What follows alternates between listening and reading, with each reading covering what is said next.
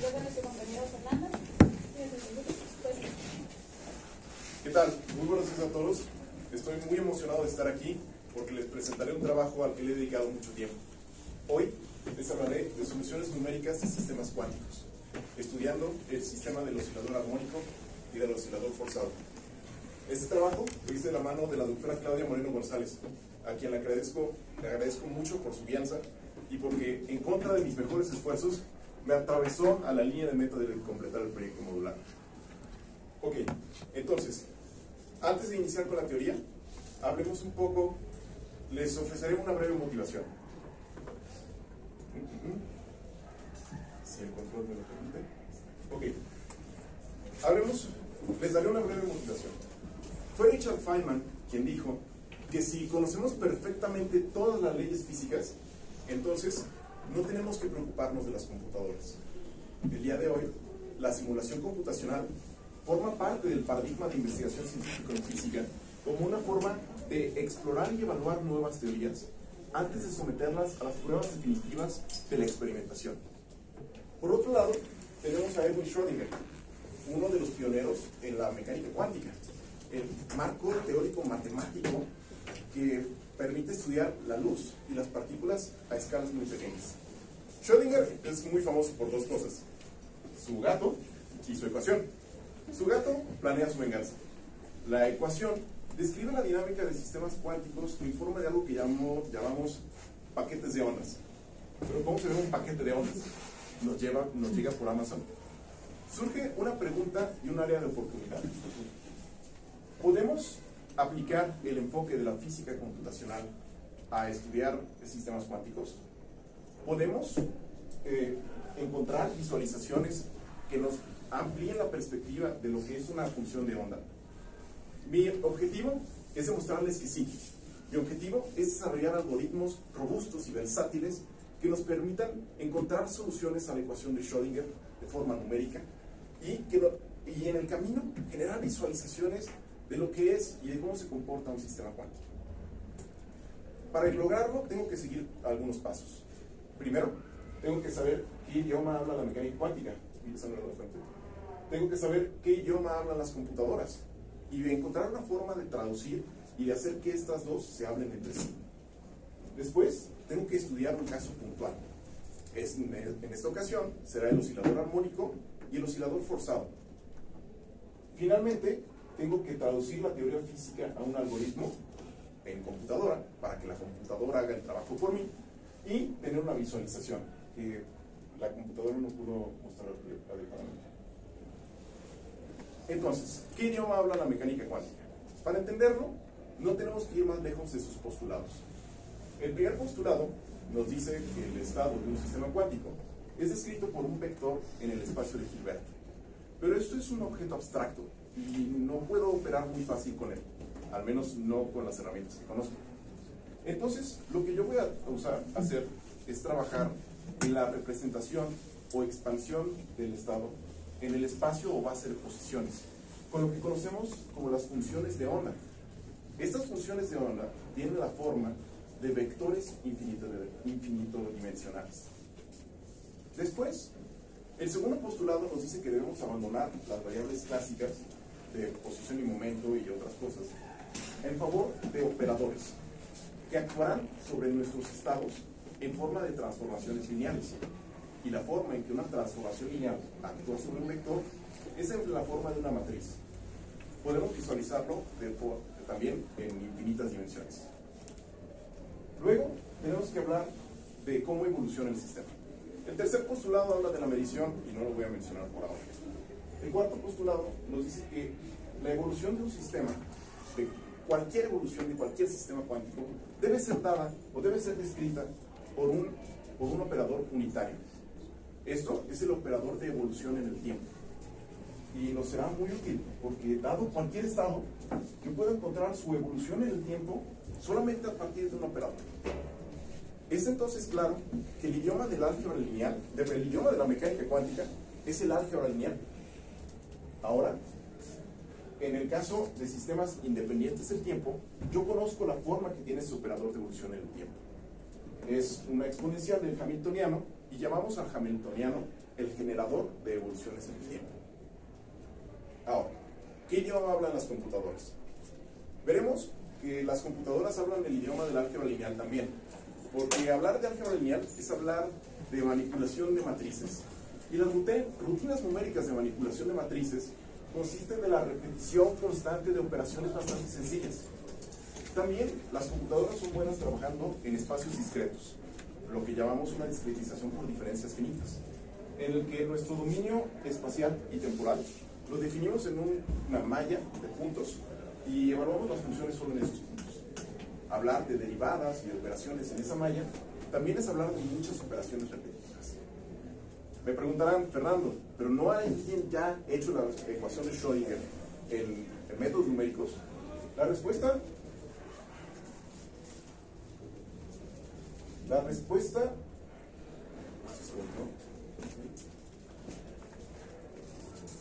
es que sí, que actualmente hay implementaciones numéricas de la ecuación de Schrödinger, pero muchas nos piden simular la parte real y la parte imaginaria por separado, y yo no entiendo por qué, si la mecánica cuántica es intrínsecamente compleja. Además, algunas implementaciones nos piden solamente evaluar el valor absoluto, y otras nos dicen que hagamos simulaciones a partir de las soluciones analíticas. Esto no me sirve. Yo quiero estudiar algo sin conocer su solución analítica, sin conocer su forma. Ese es el algoritmo que quiero obtener. Ahora, para mejor entender lo que voy a hacer, estudiamos un problema puntual. El caso del oscilador armónico, que es un ejemplo didáctico de cualquier libro de mecánica cuántica, y del oscilador forzado, que nos permitirá observar un sistema con energía variable. Entonces, ahora, metámonos a lo bueno. ¿Qué debo de hacer para modelar mi sistema cuántico y que mi computadora hable el lenguaje de la mecánica cuántica? Primero, debo hacer una discretización, un sacrificio. Debo pasar del idioma infinito de la mecánica cuántica a matrices finitas en las computadoras. Primero tengo que discretizar mi espacio, en donde mi función de onda, en vez de evaluarla sobre un continuo, le evalúo sobre un espacio discreto. Después tengo que discretizar el tiempo, y eso se hace a través de un esquema numérico, en la forma del operador de evolución temporal. Dado un estado inicial, puedo aplicar un operador de evolución temporal, y tengo mi siguiente estado en el tiempo. Es así que tengo completa mi discretización en el tiempo, en el espacio y en el tiempo. Sigue discretizar mis operadores. Primero, mi operador de evolución temporal. Esto es un error de la presentación de la computadora, disculpen, no estaba así cuando lo mandé. La aproximación típica es expandir esta exponencial en su serie de Taylor, y eso nos da una aproximación de primer orden o hasta segundo orden. Pero yo voy a hacer una expansión compleja, aprovechando la naturaleza compleja, en lo que se llama una forma de Cayley, donde tenemos expansiones en primer orden conjugadas dividiéndose a sí mismas. Lo que es importante de esto es que el resultado es una aproximación de orden cuadrático. Es decir, haciendo una expansión en dos expansiones de primer orden, con operaciones muy sencillas, tengo precisión de orden cuadrático sin más. Voy a hacer más operaciones, pero van a ser muy sencillas y mi computadora es buena para hacer eso. Finalmente, sustituyendo esta forma del operador de evolución temporal en mi ecuación de evolución, puedo formar un esquema implícito. Lo que es importante es que esto es de la forma AX igual a B, es decir, un sistema de ecuaciones lineales. Y yo sé que mi computadora puede resolver esos sistemas de forma muy fácil. Es un esquema implícito porque tenemos que saber algo de información en el futuro para poder encontrar el estado. Para el caso dependiente del tiempo, lo que vamos a tener, voy a tener que hacer una apuesta, porque esta forma del operador de evolución temporal es solo válida para hamiltonianos estáticos, independientes del tiempo. Yo voy a hacer la apuesta que si expando mi ecuación de Schrödinger en diferencias finitas en el tiempo y escojo un paso de tiempo muy corto, el cambio no va a ser lo suficientemente drástico y lo voy a poder modelar adecuadamente por un operador de la misma forma. Y voy a construir un esquema numérico en base a eso. Es muy feo, no lo vean, pero es el idioma en el que mi computadora va a hablar la mecánica cuántica. Ahora, el algoritmo de solución. Primero, tengo que definir los parámetros del problema. El más importante es que tengo que definir un dominio espacial y temporal y sus divisiones en forma de una malla. Eso nos va a presentar las principales limitaciones en resolución y en tiempo de cómputo. Pero vamos a ver que no nos va a afectar mucho. Luego tengo que construir operadores. Es decir, el hamiltoniano se conforma de una segunda derivada y del operador de energía potencial, y tengo que construir matrices en la computadora de ello. Y resulta que al expandir la segunda derivada en su forma de diferencias finitas, tenemos un operador matricial disperso, es decir, una matriz que se compone solamente de 3 diagonales. ¿Esto qué implica? Que la solución de mi sistema de ecuaciones lineales entre una matriz tridiagonal x igual a b es más sencilla, es de orden lineal al tamaño de la matriz. Entonces, si yo utilizo matrices muy grandes de simulación, la computadora no me va a castigar con tiempos prohibitivos de cómputo. Eso es lo importante. Luego el hamiltoniano va a ser una matriz tridiagonal también. Después queda construir las partes conjugadas en propagador. Determinar condiciones iniciales, resolviendo el caso de la ecuación independiente del tiempo. Y visualizar mis resultados. Y solucionar el esquema numérico en el dominio, que debes saber.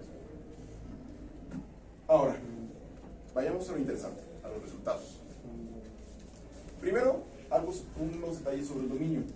Yo sé por la condición de normalización de la mecánica cuántica que en los extremos de mi dominio, mi función de onda debe tender a 0. Es decir, que si yo agrando el dominio lo suficiente, voy a lograr en automático mi frontera hacia 0. Esto nos ayuda a tener condiciones de frontera coherentes.